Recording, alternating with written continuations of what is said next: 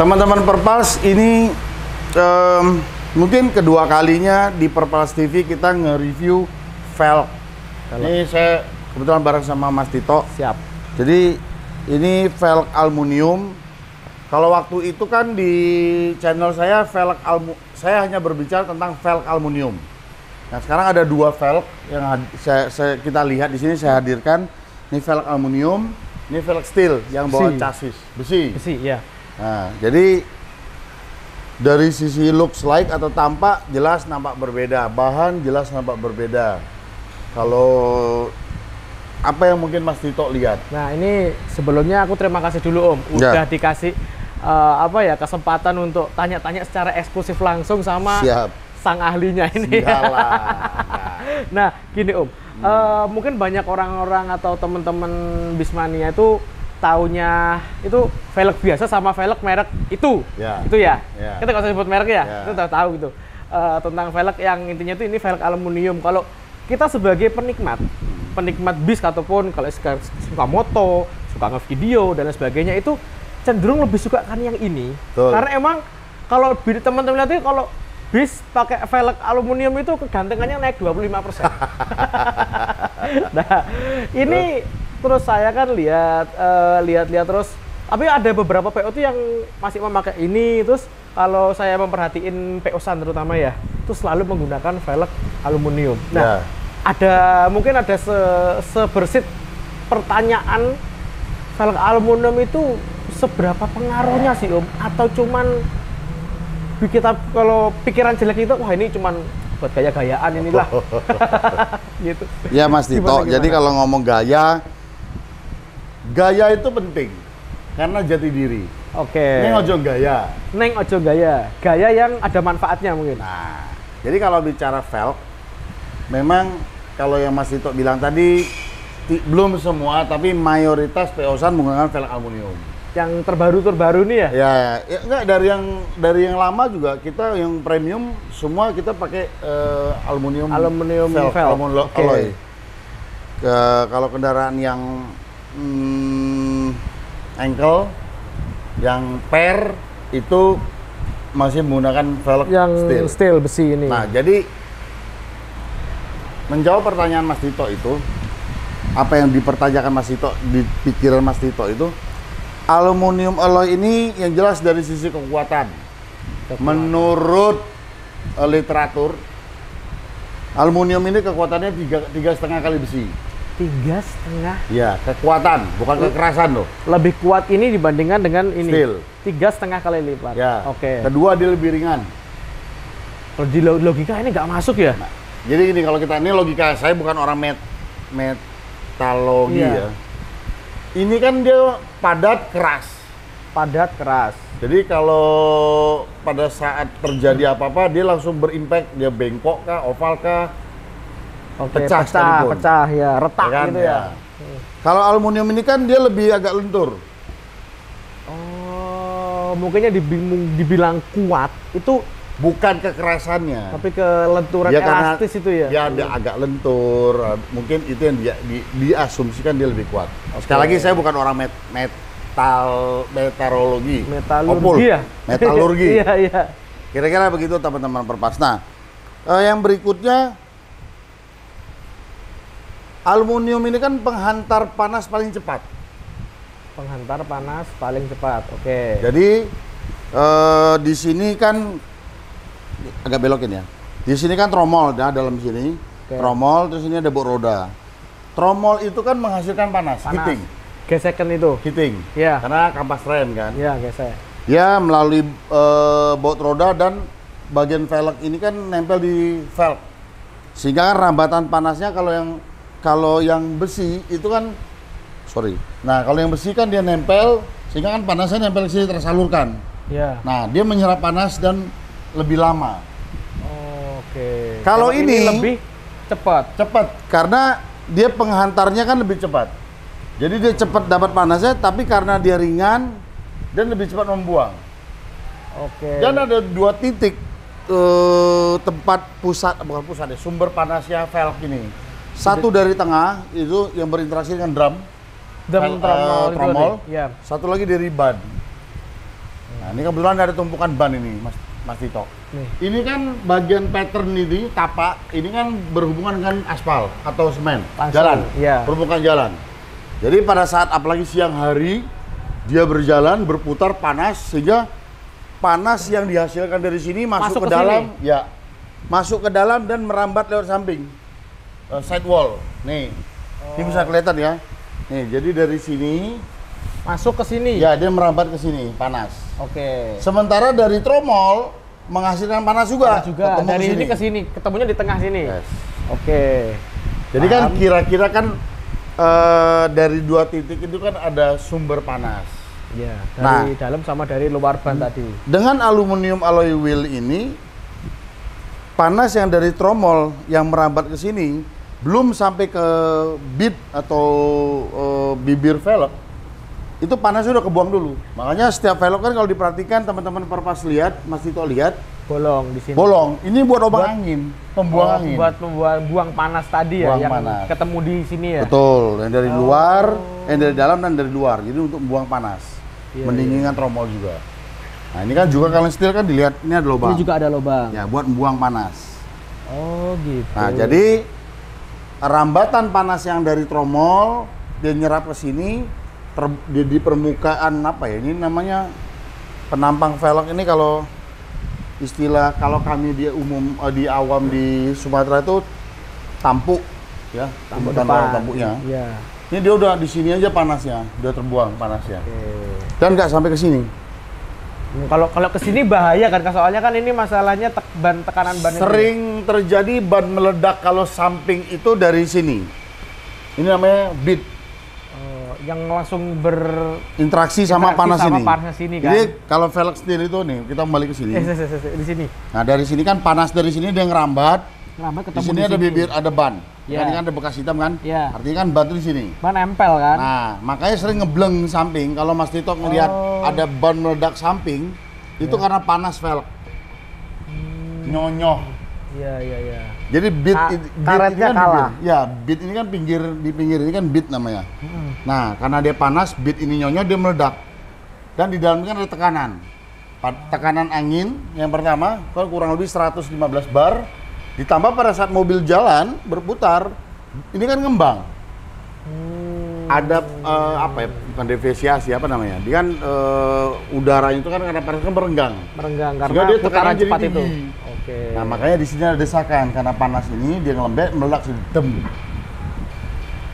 Tuh. Karena membuangnya panas itu juga telat juga ya, lambat ya. Lambat. Oke, tapi dia menyerap panas tapi lambat membuang panasnya. Nah, kalau aluminium dia lebih cepat membuang panas. Menghantarkan panas juga lebih cepat. Ya. Makanya aku baru keinget Om. Makanya kok kebanyakan panci-panci dari aluminium itu ya mungkin lebih cepat menghantarkan panas dan lebih ringan tentunya. Dan pada saat udah selesai masak dia cepat dingin. Cepat dingin, iya. Oh, berarti prinsipnya udah kayak gitulah ya. Analoginya panci gitu. Dan langsung kebersit, oh iya panci. Nah, di rumah aku masak mie panci pakai aluminium. Ya. Nah, gitu. Hal lainnya dengan dia dingin, ban ini dingin, sehingga daya tahan ban ini bisa, yang pengalaman kami ya, bisa lebih hemat 15-20%. Itu karena dinginnya? Ya. Itu deep treat, ini kan istilah deep treat ya. Ketinggian ini kan. Ketinggian ini sampai permukaan kompon ini. Ya. Ban itu gundulnya itu 15-20% lebih hemat. Lebih hemat dibandingkan dengan yang steel ini. Kedua, casing. Jadi ban itu sendiri yang namanya rusak karena panas, overheat itu hampir tidak ada. Oh, oke. Nah, jadi kita bisa dari ban asli masih bisa kita vulkanisir. Oh, jadi meminimalisir kerusakan itu tadi ya? Samping bit. Iya.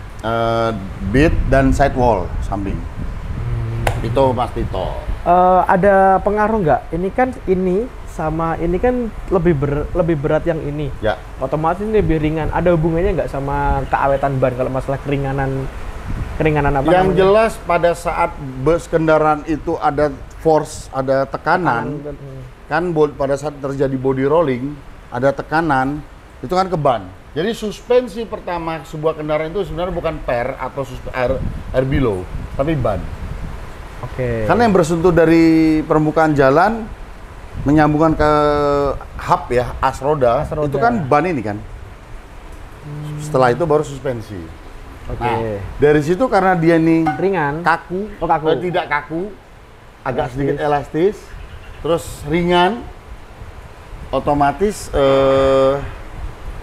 kalau berdampak secara langsung untuk kelembutan suspensi tidak, namun bearing rodanya lebih awet. Oh, malah larinya ke bearing roda karena ya? dia ringan. Kalau ini kan dia yang jadi bearing roda itu kan ini sebuah as ya, as bearing di sini, velg di sini. Dia titik paling ujung. Kalau sementara force-nya kan di ujung. Iya. Nah, kalau getaran kan paling banyak dia mendapatkan force ya. Kerjanya lebih berat dibandingkan dengan yang ini. Ya, otomatis bearingnya lebih awet dibandingkan. Dengan velg aluminium alloy ini umur bearing jauh lebih awet. Jauh lebih awet. Wah, ilmu yang luar biasa nih. Nah, tak pikir tuh cuman buat gaya-gayaan. Ternyata di balik itu lebih anu lagi fungsinya. Gaya itu perlu. Tetap perlu ya. Tapi jangan gaya. Itu aja prinsipnya. Iya. Nah, sekarang Mas Tito, ini kebetulan ini saya udah siapin ini nanti kita taruh alat timbang. Kita buktikan berat bobot velg steel dan aluminium, nanti bisa kita komparasikan perbedaannya. Oke. Ya kan? Kita buktikan. Siap. Mas Ulin, tolong bantu Mas Ulin. Nih Mas Ulin ini spesialisnya nih. Spesialis velg. Kita ini dulu, Lin. Tire management system. Kan ini boleh. Nah, ayo. Mas. Oke. Ini kita lihat bareng-bareng Mas Tito. Ini kamera. Ini berapa beratnya? Ini sekitar 37. Kurang lebih 36,5. 36,5. Ya, 36,5 kilo. 36,5 kilo untuk yang steel. Nah, ini yang bawaan sasis kan ya. Nah, ini teman-teman Purples harus tahu biar komparasinya clear. Ini ukurannya 22,5 kali. Ada nggak? Sorry, diputar balik. Nah, begini. Oh. Nah, ini ukurannya 22,5 kali 900. 9 inch. 9. Jadi 22,5 itu ringnya, diameternya, 9 inch itu lebarnya. Ya. Ya, sama ya. Nih, kayak ayo Lin, terlepas nih. Ayo Lin. Oke. Kalau sini.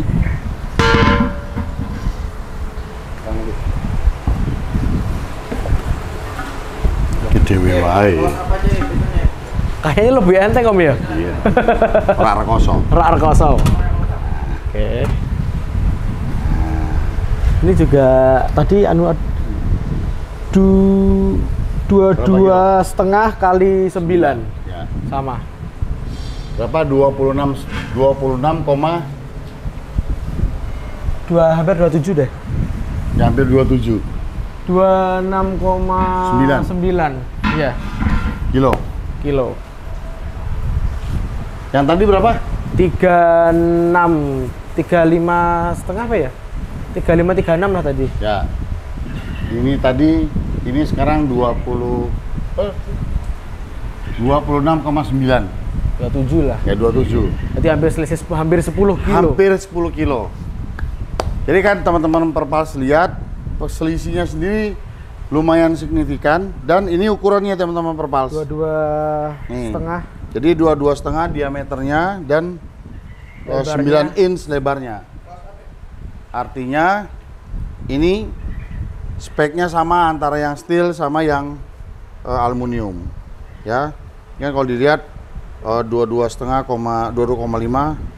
kali 900, yang tadi juga 22,5 kali 900. Nah, jadi kan di situ kan kita bisa lihat, Mas Tito bisa lihat, udah buktikan langsung perbedaan beratnya hampir kurang lebih 10 kilo. Nah, 10 kilo itu kan ya berarti sekali pada saat mobil ini berjalan. Itu ada hubungannya sama BBM juga nggak, Om? Sebenarnya kalau BBM, ini saya pribadi kembali lagi, fuel consumption itu betul ada kontribusi dari beratnya putaran dan segala macam. Itu ya. Tapi tetap titik beratnya kepada driver behavior. Kalau pengemudinya bawa mobil nginjak gasnya pakai tumit. Oh, mungkin juga kalau drivernya lagi suasana hatinya kurang enak, itu gasnya jadi ya itu pastilah. Jadi makanya kalau sudah duduk di balik ruang kemudi itu, di dalam ruang kemudi, di balik kemudi itu hatinya harus lapang, tenang. Jangan terbawa hal-hal lain. Karena kalau itu yang tidak bisa dinetralkan bisa membuat masalah. Jadi kita butuh tenang, kita butuh tenang. Ya pokoknya pikirannya nggak boleh. Jangan dengan pikiran yang berat. Jadi kalau kita bicara fuel consumption yang Mas Tito bilang, itu tidak hanya velg. Seperti apapun dengan velgnya, kalau driver behaviornya tidak bagus, dia tidak bisa merasakan power kendaraan, di RPM berapa dia shifting, shift up, shift down, terus pada saat dia top speed RPM-nya berapa, itu tidak akan tercapai fuel consumption. Nah, itu. Jadi banyak faktor. Tapi walaupun banyak faktor, tapi ini juga salah satu pengaruh berarti ya. Kalau ini bisa membuat pengaruh velg aluminium ini. Ada lagi? Apa aja ya? Itu aja sih, Om. Soalnya saya sebagai penikmat itu kan cuma lihat, wah ki bisa ganteng le pakai. Itu benar, itu benar. Kan? Ternyata di balik itu juga banyak banget manfaat yang diperoleh dari velg aluminium dibandingkan yang bawaan sasis yang steel ini, Om. Jadi salah satu yang harus kita hemat dan concern itu kan satu safety. Keadaan ban. Jadi ban ini supaya dia stresnya rendah.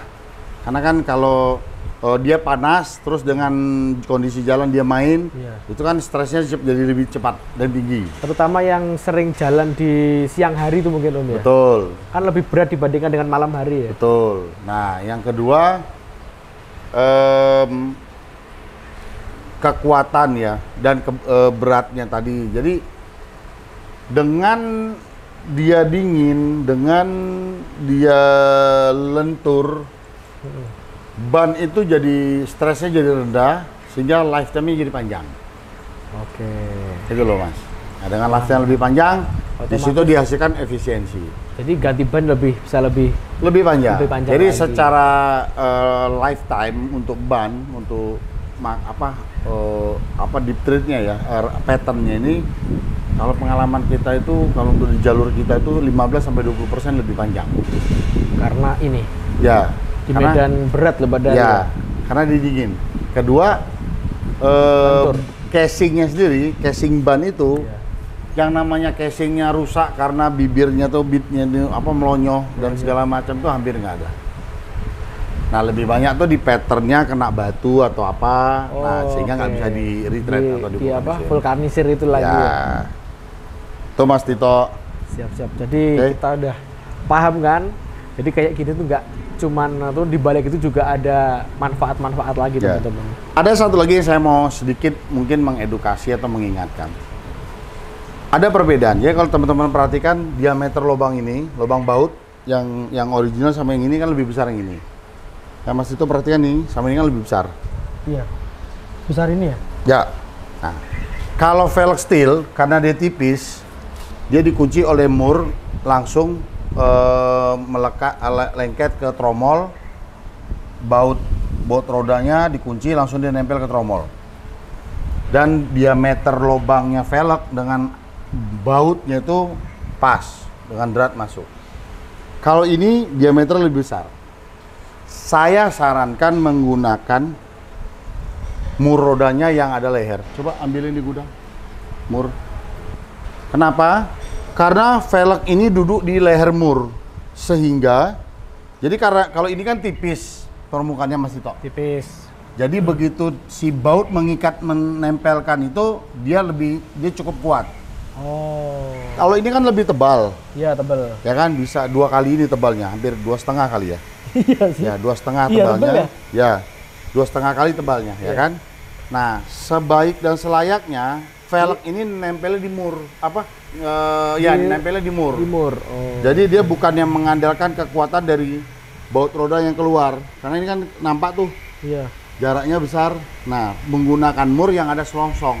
Kita diambilin contohnya. Sehingga velg ini itu dia duduk di mur kepegang. Mur itu yang nekan ke drat. Jadi selain dia jepit, tapi duduknya velg ini di mur itu. Di mur ini bukan di velgnya langsung. Center dia jadinya. Jadi jadi lebih kuat. Karena saya perhatikan ada beberapa teman-teman menggunakan velg itu murnya tidak diganti. Sorry. Nah, ini modelnya. Berarti masuk ke dalam sini ya? Ya, jadi ini kalau teman-teman lihat nih, sorry ya. Kalau teman-teman lihat kan dia duduk nih. Nah, ini kan mur roda, ini baut roda, drat ya kan? Langsung dimasuk. Sehingga ini kan kalau diperhatikan dratnya kan di dalam. Sehingga pada saat ini ngunci, ini permukaan ini ngejepit velg ke permukaan tromol. Tapi tromol ini bukannya kosong, ada diisi oleh ketebalan selongsongnya ini. Sehingga ini pun dengan dratnya ini seperti ini dia center Mas Tito. Oke, paham. Kalau tidak ada selongsong ini kan senternya nggak ada. Nggak ada. Jadi rawan tuh ya. Velg ini rawan main begini naik atas, ya. bergerak. Oh, itu kadang sering dia bikin oval. Ini efek karena ini emang tebel. Betul, dia lebih tebal. Jadi saya menyarankan menggunakan mur yang selongsongnya seperti ini, sehingga velg ini duduknya di leher selongsong mur ini, bukan hanya dijepit. Wah, ini yang luar biasa ini teman-teman. Ini yang roda belakang, jadi dia lebih panjang memang, kan ada selah yang jepit. Ini yang untuk mur roda depan, dia lebih pendek teman-teman Perpals. Nah, jadi ada yang si velg itu ada ini yang ori kan? Mana? Ini. Enggak, ini yang bawahnya. Untuk aluminium. Oh. Kan mereknya sama nih. Sama sih. Ya, nggak usah disebut tapi mereknya sama. Iya. Karena kan di endorse. Nah, jadi velgnya supaya fungsi. Jadi saya lebih membahas fungsi. Jadi teman-teman tahu fungsinya itu supaya tidak keliru menggunakan. Nah, ini contoh. Ini contoh Mas Tito. Ini kan kalau kita analogikan baut, ya kan? Nah, dia lebih tipis kan? Nah, kan? Ini kan dia rata. Dia cuma menjepit permukaannya karena dia tipis. Lebih oke. Bayangkan kalau baut nongolnya sedikit, dia masuk ini. Ini kan lebih. Nggak kuat. Hanya mengandalkan jepitan. Nggak Nah, bahaya. Kemungkinan si velg ini dia agak bergerak itu ada. Kalau dia dengan mur ini, yang lebih panjang ini, selongsongnya ini yang jadi spisar, sehingga ini lubang dia padat. Dia tidak, si velg ini nggak gerak. Nggak ada gerak. Dan center jadinya. Tuh. Jadi ini sedikit masukan untuk teman-teman Perpals TV. Berarti produk knowledge itu juga penting banget ya Om ya. Jadi nggak asal beli tapi harus tahu ini kegunaannya ini, terus ini pasangannya ini. Caranya seperti apa. Jadi bukan waton untuk ketok modis, ketok keren, nggak tepat. Oke? Ya. Ada lagi Mas Tito? Udah itu aja sih, itu udah menjawab semua pertanyaan saya selama ini. Iya. Oke teman-teman Perpals, itu beberapa diskusi kita sore ini. Semoga diskusi knowledge tentang perbedaan dari spesifikasi antara velg steel yang original dan velg aluminium alloy wheel ini bisa menjadi nambah wawasan teman-teman Perparts TV. Oke, kita gas lagi dulu. Oke, 1, 2, 3, gas!